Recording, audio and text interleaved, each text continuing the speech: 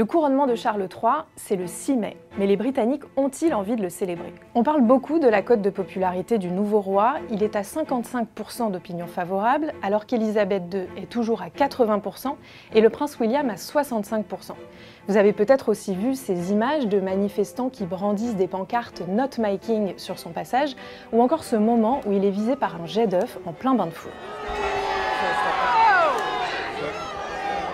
En avril, des sondages ont conclu qu'une majorité des Britanniques, notamment les jeunes, n'étaient pas intéressés par le couronnement et un peu plus de la moitié pensent aussi que l'État ne devrait pas payer la facture. Alors, est-ce que l'heure est à la fête? On a posé la question à Richard Fitzwilliams, il est commentateur royal.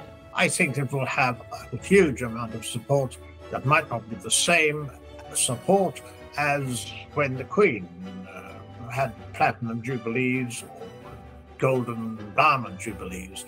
It's well worth remembering there are a lot of skeptics, and in the 1990s, which was a terrible time for the monarchy, it was thought the golden jubilee in 2002 might be a flop. It certainly wasn't.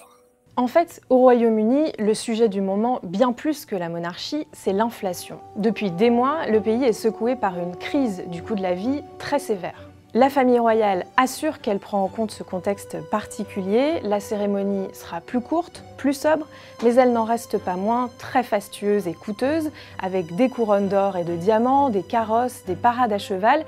Mais les Britanniques sont habitués à ces images de la monarchie et elles pourraient justement faire office d'échappatoire en cette période de crise. C'est ce que nous explique l'historien Philippe Chassaigne. Je crois que les Britanniques, effectivement, sont contents de rêver un peu en voyant passer le carrosse doré. Tout cela qui leur rappelle la grandeur pas si lointaine de leur pays. Alors de là à imaginer un engouement identique à celui du couronnement d'Élisabeth II, pas vraiment. En 1953, la reine est très populaire. Les Britanniques ont de la sympathie pour cette jeune femme de 27 ans qui vient de perdre son père et se retrouve propulsée à la tête d'un pays et d'un empire. L'événement était aussi une grande première, la diffusion d'un couronnement dans son intégralité en direct à la télévision. Aujourd'hui, ça n'a plus rien de surprenant.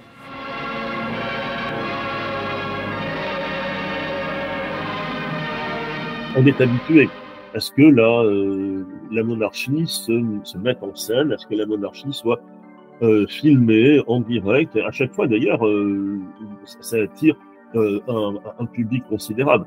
Mais pour ce qui est du couronnement de Charles, il n'y aura pas l'exceptionnalité de la première fois, je peux dire.